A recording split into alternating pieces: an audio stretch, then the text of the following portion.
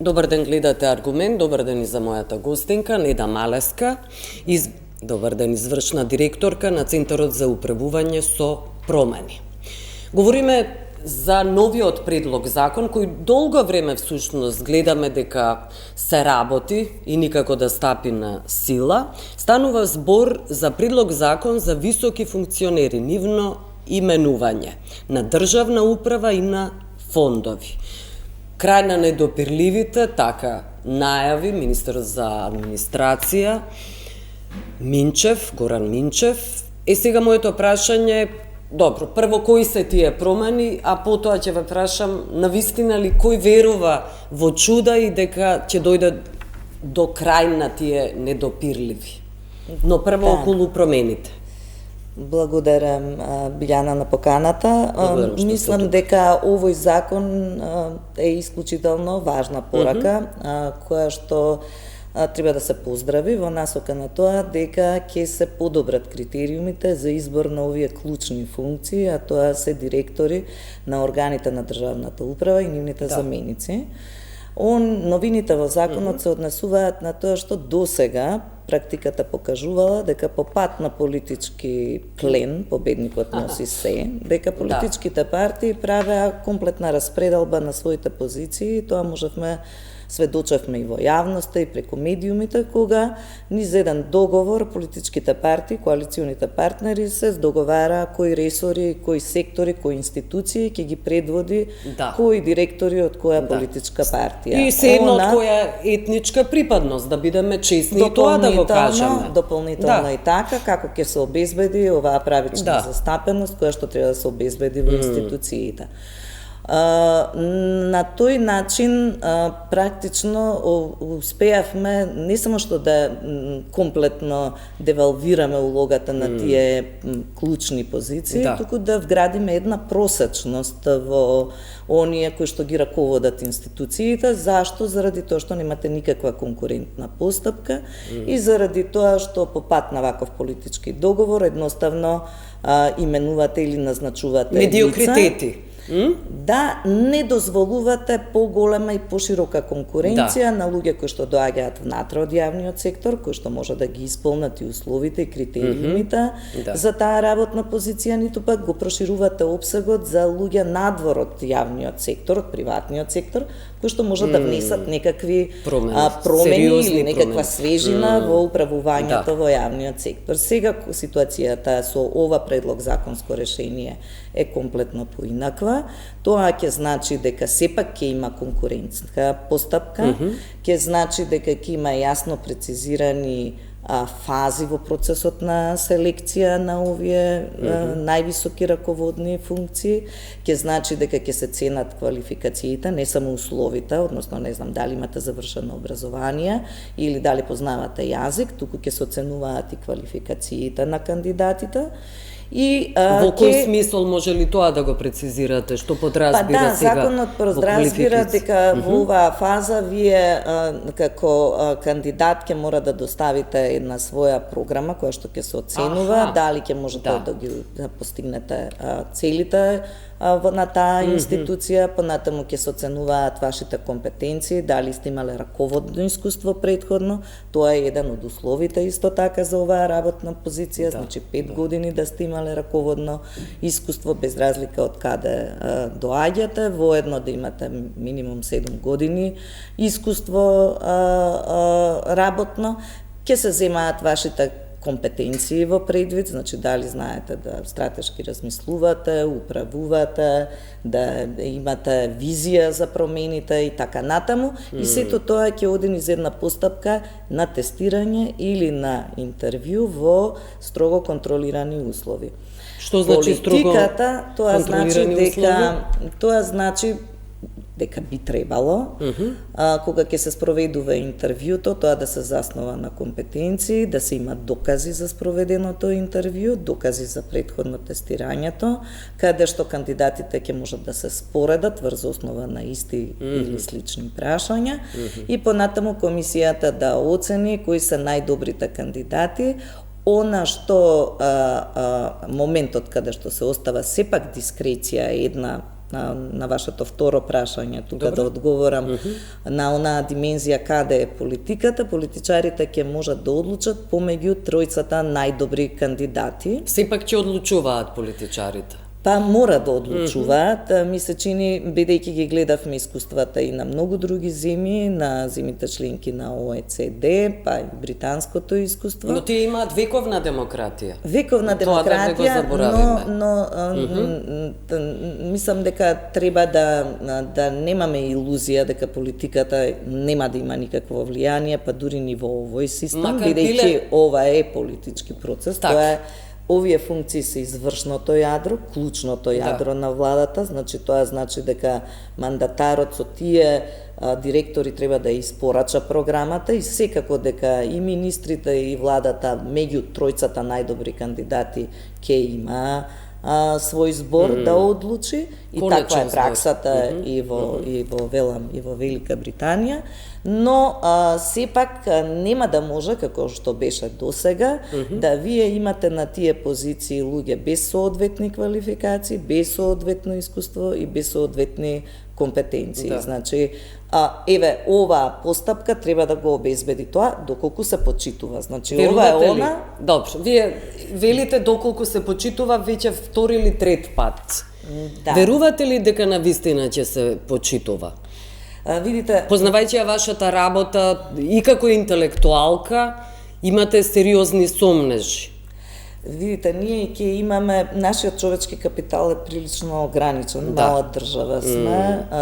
Се надевам дека и политичарите, и политичките партии се доволно свесни дека треба да се искористи целиот потенцијал што постои во државата за да се имплементираат политиките. Се надевам, ако нели приоритетот е јавен интерес. И она, како што многу мала држава сме, како што се шири лошиот глас, брзо се шири и добриот глас. Значи, ако навистина почне да се применува ова законско решение соодветно, им се даде на луѓето можност да конкурираат и во една фер постапка добијат работна позиција, тоа брзо ќе се прошири во јавноста, ќе знаат сигурно сум и новинарите и граѓанскиот сектор дали навистина законот функционира или не функционира. Но намерата е добра, оти било какво решение, ова е трета верзија на законот, многу законски решенија, многу алтернативи како да обезбедите таа независност од политиката, ниедно решение нема да гарантира доколку сакаме да го злоупотребиме системот или доколку нашето поведение не е во согласност со овие принципи. Така да повеќе од тоа не можеме да направиме, можеме да дадеме предлози, можеме даваме сугестии, се прифаќаат сугестиите во голема мера, но праксата ќе покаже дали навистина. Но сакам да споменам уште неколку работи. Првен, она што е ново е што Агенцијата за администрација ќе ги објавува и овие огласи, што не беше порано пракса. Што значи дека вие, ако сакате да аплицирате за таква позиција, речиси не можете да го најдете огласот. Ама не знаете како, и во петок некогаш се објавуваат огласи. Минимум 20 дена во овој случај ќе мора да бидат објавени огласите, не 7 дена. Добро, ама до сега 7 дена е прилично кратко време. Имате централно место, Агенција за администрација, каде што можете да видите сите позиции на овие стотина отприлike. Каде да ги видите, на компјутер? Можете да ги видите на компјутер, веројатно. Сајтот многу тешко работи, многу ретко работи, навистина прописно. На Агенција за администрација. Па да, ако сакате да влезете и да ги барате огласите, заради тоа што и таму има некои огласи. Еве ќе земеме во предвид, ќе предложиме да биде поголема видливост, ако така сте оцениле. Да, може да биде на прво да се појавуваат еве овие клучни огласи. Достапни да бидат. Добра ви е сугестијата, може и тоа да се направи во фазата на имплементација. Значи, тоа е многу важно, да речам, во насока на транспарентност и отчетност. И втората важна работа е дека одлуката мора да биде образложена, сериозно образложена, за тоа зашто сте го избрале токму тој кандидат меѓу тројцата кандидати. Јавно образложена. До сега праксата е следна, вие ги именувате без никакво образложение. Во службен весник излегува Тоа е лица кои се лепачи на плакати обично. Да. Луѓето од партиите добро ги знаат. Во таа насока мислам дека ќе има право и на жалба, исто така ви се овозможува право на жалба во управен спор, така што тоа се некои од новините. И клучната за нас новина е, бидејќи се очекува тие директори на институции да испорачаат резултати за граѓаните, согласно се разбира во нашиот политички систем, она што граѓаните избрале на избори и програмата за работа на владата, се засилува мониторингот или оценката на тоа колку добри перформанси направила во текот на своето работење. Тоа значи дека ќе има ревизија на нивното работење, дали ги оствариле целите согласно она што било претходно договорено. Тоа е исто така комплетна новина во оваа смисла, бидејќи сегашните договори не се проследени со цели и со оценка на работењето на директорите. Секој пат до сега призмата била на државните службеници. Многу фокус ставен на тоа, но вие ако немате раководител кој што инспирира со некаква визија, кој што ве води, кој што делегира, кој што ве поттикнува, како се очекува да остварите резултати. Така што сега предмет на следење ќе биде и какви резултати остварил директорот, заменикот директор и така натаму во овој сегмент. Вие ги спомнавте коалиционите партнери, дали ќе им бидат задоволени апетитите? Тешко е тоа да се изменаџира. Да, навистина е тешко, особено во едно општество како нашето, каде што треба да обезбедите и оваа правична застапеност, каде што има разни интереси и групи. И во концептуално и во други земји, етнички заедници, концептуално тука се тие разлики помеѓу тој политички пристап во јавната администрација, сватена како политички процес, каде што треба да обезбедите репрезентативност и политичка одговорност преку оние кои што ги застапуваат интересите и ги добиле на избори, значи тука зборуваме и за правичната застапеност, и помеѓу овој дел на комплетен мерит систем, каде што инклинира и Европска комисија и бара од нас да воведеме мерит систем на овие позиции, каде што тешко ќе биде да правите хармонизација помеѓу ваквите различни политички интереси помеѓу коалиционите партнери. Треба да има согласност од сите дека мерит, дека заслугата или најдобрите кандидати ќе бидат тие кои што ќе ги завземат тие позиции, без разлика од каде доаѓаат, но во услови да истите кандидати како начело некакво исти кандидати освоиле изброј на бодови, во тој случај треба да се земе во предвид правичната застапеност и се разбира правичната застапеност и застапеноста на жените на повисоките раководни функции, бидејќи како што гледате и нив ги нема многу во онаму каде што се носат одлуките. Не многу, туку воопшто, може да се каже. Недоволно, еве да речеме дека околу 20-30%, иако многу во поголем број се застапени во јавниот сектор и во институциите, кога ќе дојде до овие одлучувачки позиции, не гледаме толку многу жени колку што би сакале. Добро, околу законот за вршителна должност, тој го имаме веќе и не се почитува. Се прекорачуваат роковите, со години траат тие именувани лица. Како тука ќе може да се изменаџира овој процес? Тоа е уште едно прашање кое што го регулира овој закон, меѓутоа се однесува само на овие органи на државна управа и на фондовите, а тоа е институтот ВД. Сите закони, можете ви во сите закони вие да ставите вршителна должност, имате категорија вршителна должност, која што треба да биде ограничена на 6 месеци, под определени услови, доколку не можете да изберете и именувате и лица во тој период. Што се случуваше во минатото? Многу наши истражувања кои што сме ги правеле, особено еве последното во 23-та, тоа не е така оддамна, пред 3 години, 40% од избраните именуваните лица не само во овие органи на државна управа, туку во пошироко во јавниот сектор, имала функција вршител на должност, 40%, тоа е страшно многу, од кои што најголем дел од нив тој мандат им се продолжувал по неколку пати, значи вршител должност на 6 месеци, а вие имате практично цел мандат тој човек или таа жена ја носи функцијата вршител на должност. И сега тоа беше злоупотреба. Злоупотребата беше најмногу заради, според нашите видувања, заради тоа што не ги исполнуваа условите тие кандидати, не ги исполнуваа и од тука ја задржуваа функцијата вршител на должност. Сега во ова ново законско решение можете еднаш да имате да назначите некој кој што ќе биде вршител на должност и во тие 6 месеци сте задолжени да ја спроведете постапката. Па и сега беа задолжени. И сега се задолжени. Немаше вакво законско ограничување до сега. Вие не сте имале законско ограничување дека смеете само еднаш да назначите вршител на должност.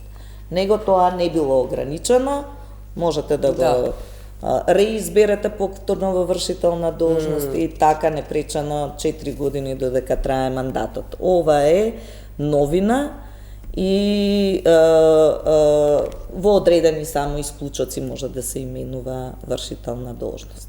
Добро, и она што е исто така, се извинувам, Ива, ново, а тоа е дека и вршителот на должност сега мора да ги исполнува истите услови како и директор. Значи, повторно, засилени се критериумите. И тоа е важно. Некако порано, дека вие можете да на него задоволувате критериумот на високо, на високо образование, а сепак да извршувате функција вршител на должност. Сега морате сите критериуми да ги исполните, за да бидете на функција вршител на должност.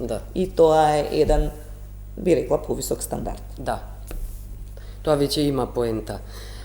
Што се случува со управните одбори во овие промени? Гледаме дека најмногу 3 члена ќе бидат опфатени, но имаме и надзорни и други органи, каде што се задоволуваат апетитите на партиските членови.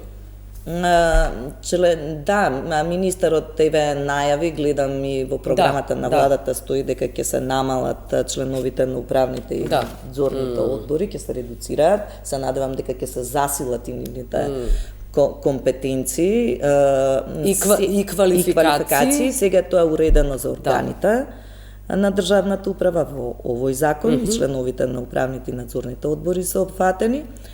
Ќе ги имаат истите критериуми како... Ќе имаат силни критериуми, посилни критериуми, ќе имаат посилни критериуми, ќе бидат низ друга постапка регулирани, така ни сугерира и Европската комисија и Сигма. Но соодветно квалификувани да бидат.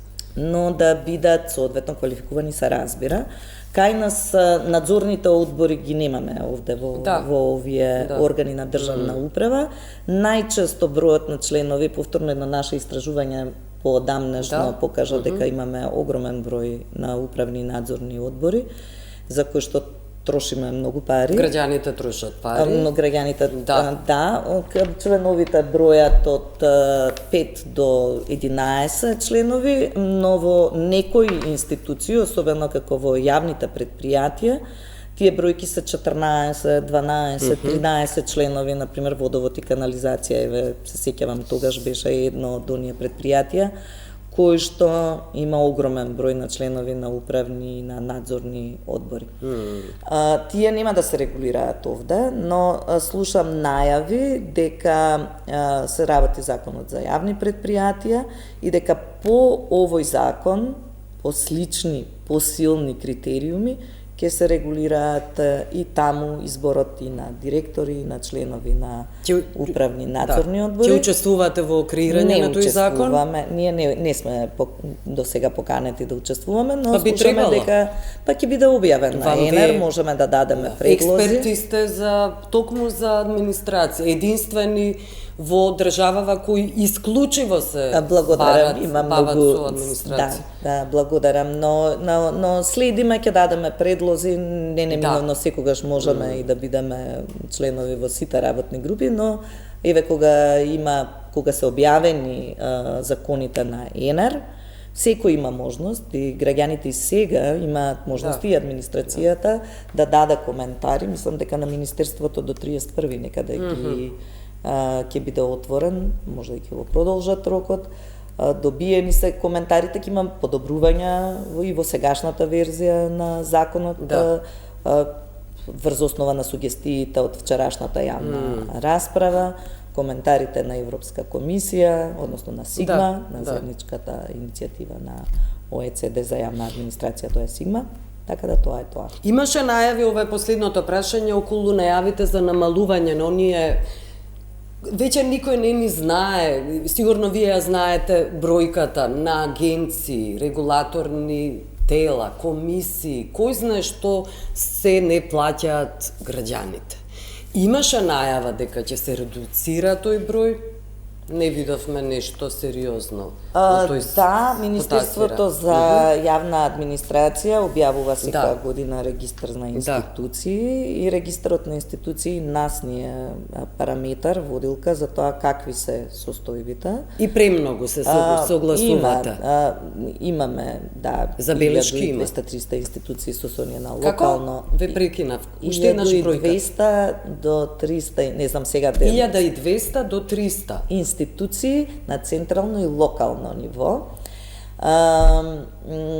Она што мора да се регулира е вака во посебните секторски закони, како што ги споменавте. Например, јавните установи од областа на социјалната политика и заштита ќе мора да се регулираат во таа законска материја. Таму имате и надзорни, например, на центрите за социјална работа, имате и надзорни органи. Ги советувате ли, моето прашање дека мора да се намалат овие тела? Да, долго време зборуваме, дури и направивме проценка колку државата троши за овие надоместоци. Граѓаните трошат, да, преку буџетот, дека мора да се оптимизираат, дека во овие тела на управување некогаш надоместоците се по паушал, некогаш се по одржана седница, таму каде што е одржана седница сме забележале тренд да има во минатото, зборувам, да има повеќе седници, кога го правевме истражувањето. За повеќе пари да се добијат. И тука треба да се унифицираат тие практики, значи дали по седница, дали паушал и дали воопшто, доколку вие доаѓате од, пошто дел од членовите во управните и надзорните одбори доаѓаат од самата администрација. Ако вие земате плата во администрацијата, како ќе го оправдате доколку во работно време земате и паушал за членување во управни надзорни одбори и тука сте... Нема оправдување. Значи ќе треба да се регулира, ама еве вака според најавите на министерот има волја, па се надеваме дека полека ќе се средуваат работите. Да. Добро, јас благодарам што бевте гостинка во Аргумент Неда Малеска. Ви благодарам на поканата. Благодарам што не гледавте. Пријатно.